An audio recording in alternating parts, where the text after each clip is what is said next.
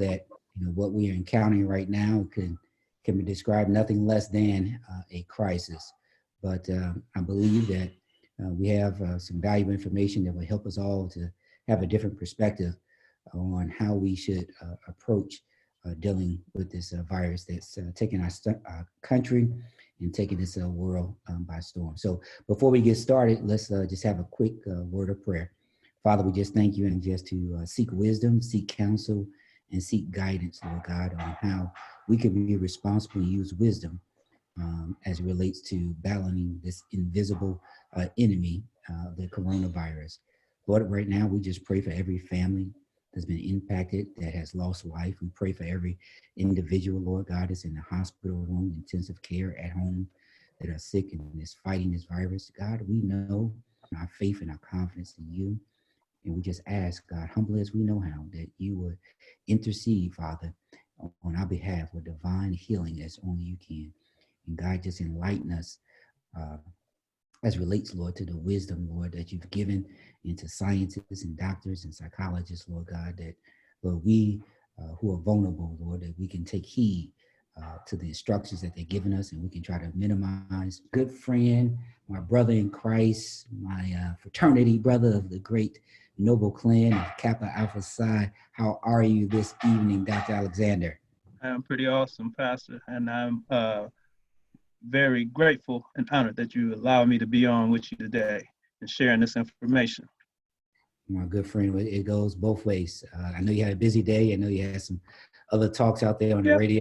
I know you were taking time out to tune in. So let's get right at it, Doctor. And, the first thing that we want to do is just let them know that, like I said, this is Life Church bringing you Life Gets Better broadcast. While we're in this state, we're just going to try to bring you life-changing, life-saving, valuable information that will help save lives and help your life become even better. So tonight, we're going to talk about staying calm in the midst of a crisis, who is a clinical psychologist located here in the Chicagoland area. So our first point, as we're dealing with this crisis, hey, we just want to tell everybody, don't panic. Don't panic. Don't panic, because we panic, we lose control. When we panic, we make irrational decisions. When we panic, we make mistakes. When we panic, it causes health problems. And so nobody wins when we panic, and there's no need to panic. Relax, staying calm. That's going to be the message throughout, and that's what Dr. Alexander is going to help us to try to, how do we bring reconciliation? How do we bring balance? We're saying don't panic, but then we say stay calm, but yet we're dealing with something that's invisible. I can't get my hands around it. Bullets can't knock out this virus. Bombs can't knock out this virus. The greatest military in the world can't knock out this violence. So, ladies and gentlemen, let's not feed our fears. Let's not feed our fears. Let's not feed our fears with misinformation. Let's not feed our fears with just being unwise and doing things that totally go against what those who are in authority, those with the knowledge and wisdom that are telling us. Let's not feed our fears with doom and gloom. It's going to get better. It's going to take some time, but now we have to be able to live out this peace. I like this slide we have up here. It does not mean to be in a place. Peace is just because you're in a place where there's no noise. No. True peace that we must have right now is when there's trouble or hard work. It means to be in the midst of trouble, midst of hard work, to midst of chaos, that we still can find calmness. And so that's what we want to kind of get in today. So Dr. Alexander, I'm going to kind of bring you on in here right now and talk about why are we so afraid? Why are we so afraid? But the 3 points that I kind of bring up to just get us a little started here this evening is why we're so afraid. There's a lot of uncertainty, right? There's not a lot of facts. There's not a lot of, we know this or we know that. Initially it was saying that young people can't get this virus. You had an infant that died here in Illinois over the weekend. You have a lot of 30-year-olds and 40-year-olds getting the virus and passing. And then there's the unknown of not knowing what we don't know. Over in China, yesterday I was reading where people that had the virus, they recovered from the virus, they're now getting the virus again. So, Doctor, we're not for I am with you. Do not be dismayed, for I am your God. I will strengthen you. I will help you. I will uphold you. So we have this from our faith side saying, don't fear. Don't be dismayed. We have a God that will strengthen us, a God that will help us, a God that will uphold us. So we have our faith side, we have the promises of God, but then we have the where we are as it relates to, where is all of this? Why are we panicking? Why we know the Bible, we quote the Bible, but even believers, some believers not believing, they still out there. Some believers are believing and panicking. So help us out here, Dr. Alexander. Well, I really think you hit it. You hit the mark with your 3 points. We're dealing with a disease. We're dealing with So this this threat, this enemy that we're up against right now, we can't see it. As you noted before, we don't know what this thing is, other than the fact that we know. I mean, of course, we know that's a disease, but you can't see it, and you're having to respond in a way, your sensory perceptions, right? So the unknown that drives a level of anxiety in and of itself. So we'll start there, and it's moving, at this hyper speed, and everything changes. This is new, which is why this novel corona are literally learning on the fly. And so if the professionals don't have all the information, then certainly that makes it a little more difficult, for the lay folks. And then, that brings us back to unclear information. And so we have a couple of things going on with the unclear information. So, so we have certain, because of the pace, information changes. And so sometimes we get inaccurate or incorrect information just as a function of the pace of movement, the pace of transmission, just the whole thing. That's one part. The other part is that we have misinformation, or excuse me, pace of the change. Then we have disinformation. And so clearly there are people, there are agents, there are individuals who have a vested interest in presenting inaccurate information, propaganda, things that are intended to mislead folks. Some of it is intended to scare people appropriate way, to get you off guard, so telling you it's okay to be in certain spaces because this thing isn't really what they say it is, knowing all along that it is what it is. But, because people, whoever is putting out this information, they have ulterior motives. So they misrepresent the facts and they tell people things that put people in harm. So we have the pace, a pretty difficult time for us to manage, particularly, where we're still kind of on the front end of this thing. And that's keeping us all off balance. Misinformation, keeping us all off balance. Absolutely. And then the pace of it is now moving at a rapid speed and trying to keep up. The professionals, those who edge. So that's very good. So that's why we're here tonight. How do we remain calm in chaotic situations, chaotic circumstances? And the one example that kind of led me when I think about stories in the Bible is the story Jesus and the disciples were out there in the water, and Jesus had led the disciples onto the water, and they're crossing over the storm, and the storm starts to overtake the boat. And of course, the disciples, they're human beings, and they stay in this water, and the boat is shaking, and the boat is starting to fill up, and they panic. And they go to Jesus, wake up. Don't you know we're about to drown? Don't you know this storm is about to take this boat? But Jesus wakes up and calm down. All right. And so his mentees, his disciples, those he's investing himself to, those who he has entrusted himself to in the midst of a storm. And a lot of times, the reason why sometimes we may go into a panic, and a lot of times where we might not necessarily be calm, is because a lot of times we believe that we exempt from trouble. We exempt from catastrophic events. But because it's over there, it's not over here. Yes, we feel bad for Africa, but we don't feel the pain in Africa.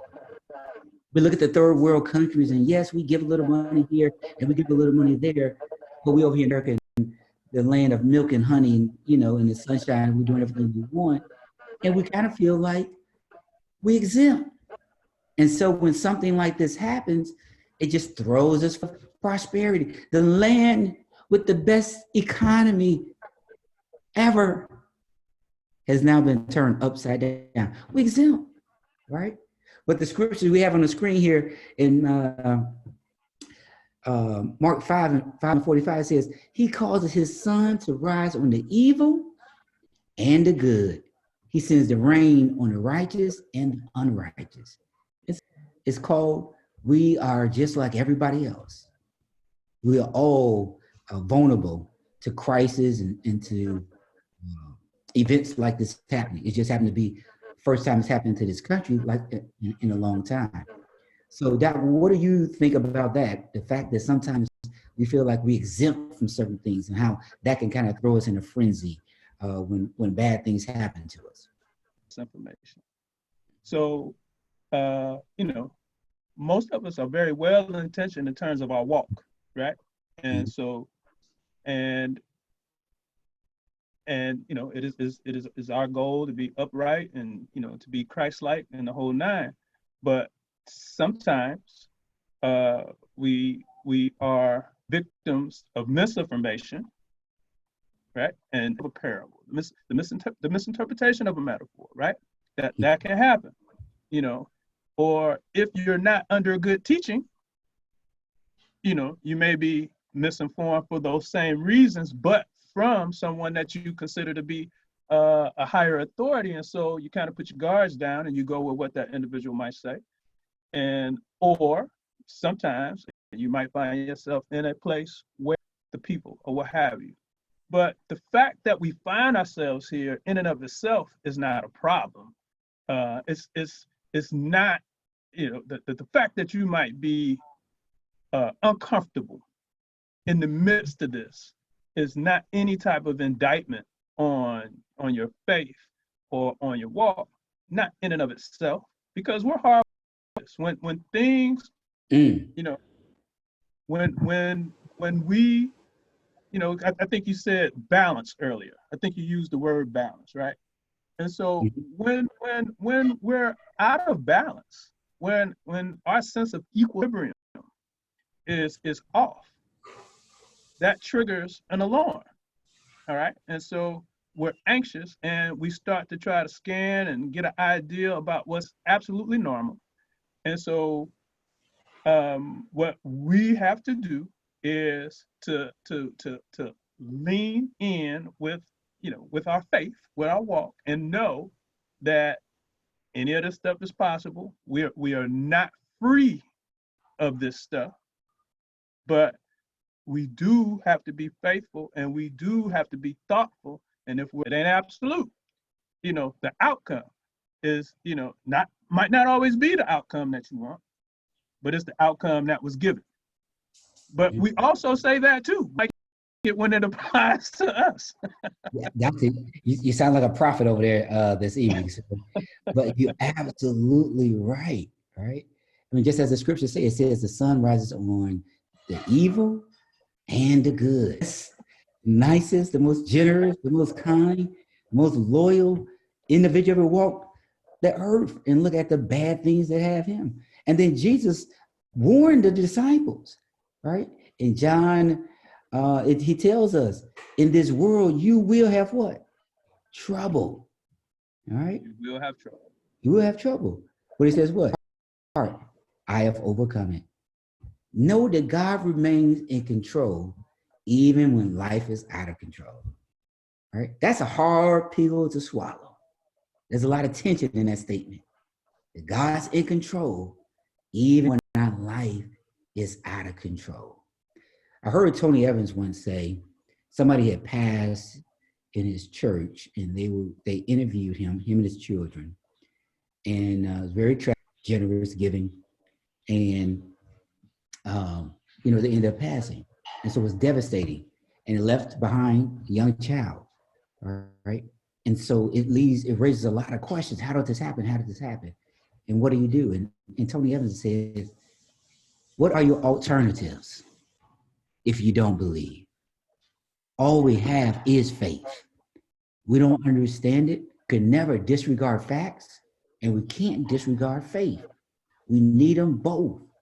And what some people, especially in the faith community, don't forget that facts that comes from truth of the God of truth. So when we disregard facts, we're disregarding God. God gives us facts so we know how to use our faith before us. I was just thinking about how we as people of faith, we're supposed to believe. But yet now I hear of people that don't believe. We're people of faith and people who believe, but we don't believe. And we don't believe in faith. We don't believe. We're supposed to believe even though we don't see it. But here they're showing us data. They're showing us forecasts. They're showing us models. They're showing us people that are now controlled, even when life is out of control. And what gives us hope? Hope is the fact that Psalms 24 tells us the earth is the Lord's and everything in it, the world and all who live in it, who includes us, the just and unjust, evil and not evil. We are God's creation, and God cares for his people. Even when it may seem like he doesn't, he cares. And a shepherd, his number one concern is taking care of his vulnerable sheep. And so we must be reminded, and when we experience situations like this, it's growing faith. It's one thing to read the Bible about the stories of a Joseph, about the stories of a David, about the stories of a Daniel, who are in very challenging situations. Hey, we're the Josephs now. We in the story. We the three Hebrew boys. We in the fire, right? We don't have to read about the three Hebrew boys anymore. We in the fire. We feel the heat. And what we will discover is, as we go through it and as we come out, we'll be able to look back and see the hand that had to be God carrying us through. So, Doc, how do you? We are very uncomfortable. We are the subject. It's uncomfortable, but I mean, it is great that you use the second scripture here, where again, when we had this metaphor with sheep and in the pasture, right? And so we're in the pasture, we are the sheep, and the reason that there's a shepherd is where because we're uncomfortable. So it's a couple of things we're uncomfortable with. We're uncomfortable. There's a degree to which we're uncomfortable with vulnerability, and there's also a degree to which we're uncomfortable for righteous and responsible action. And so just because we're vulnerable sheep does not mean, and just because we're vulnerable sheep, and so it does not. It does not exempt us from our responsibility. Yes, this does not exempt you from your responsibility in the pasture. So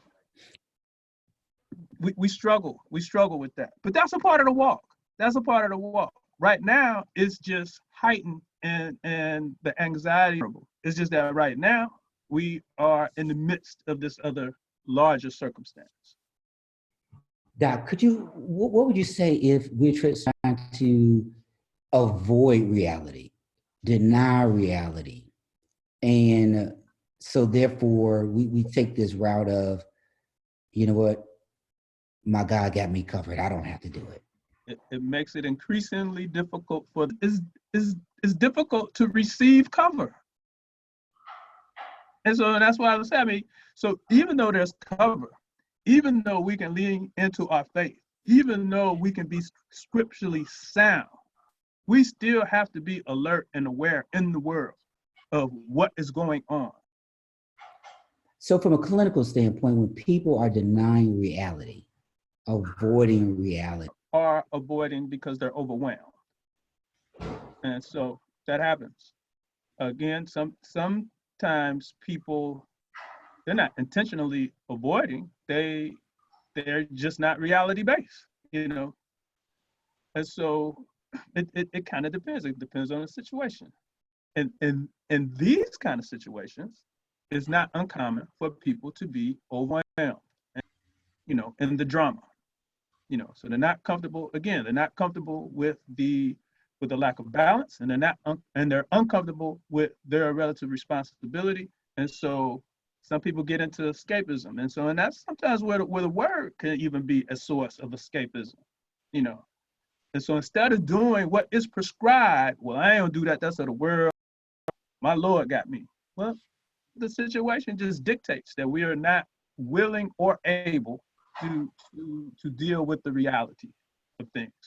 so when But people start feeling overwhelmed and start feeling very anxious, what are some things that they can do to, as we said, calm down, bring things into perspective so that they can see that this is manageable?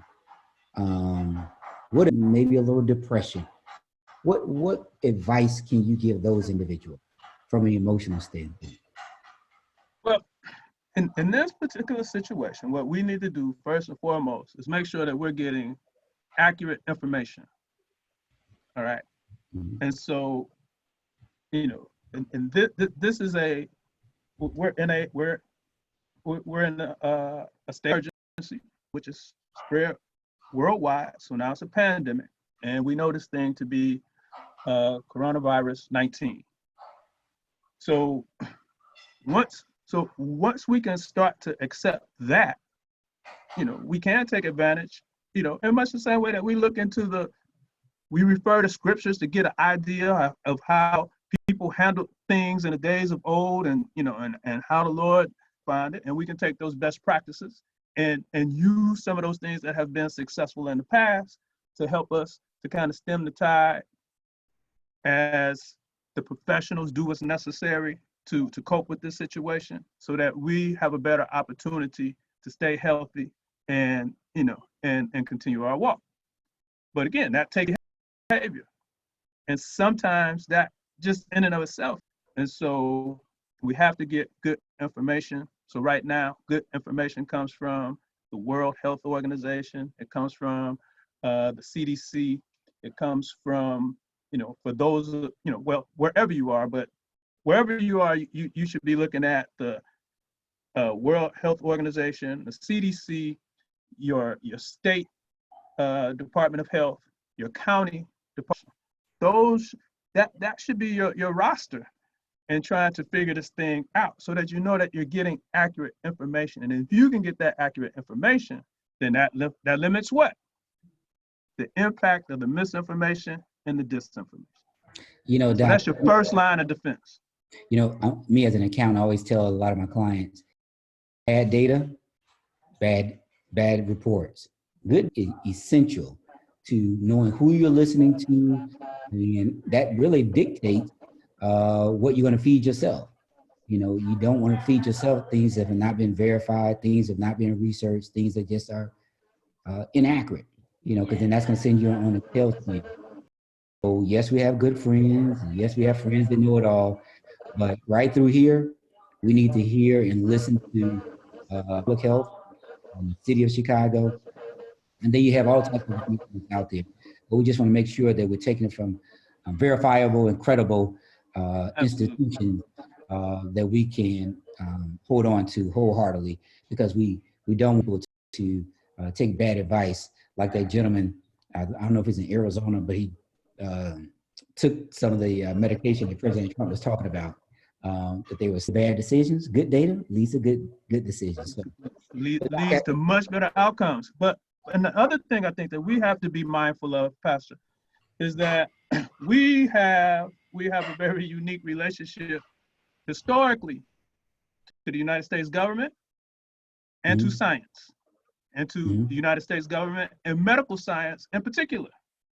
So it is also very leadership in our communities. We need people who look like us, who can ferret through those appropriate data sources or whatever the data sources are, and better help us to understand better help us to discern what is good and what is bad data. And then of the good data, even help us to understand why is it that we need with this, even with the government, even with the medical profession. I mean, we have the Tuskegee syphilis experiment. We have Henrietta Lacks.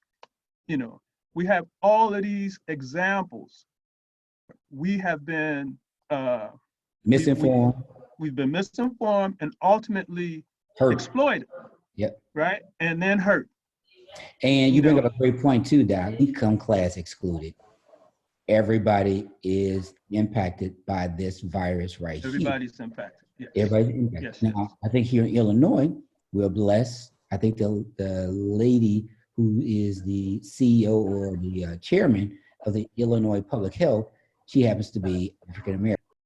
And so I think that we need, for those who are in these high level leadership positions, be well informed and not misled. And especially as they start to come up with vaccines and all this testing, clinical trials that they have going on.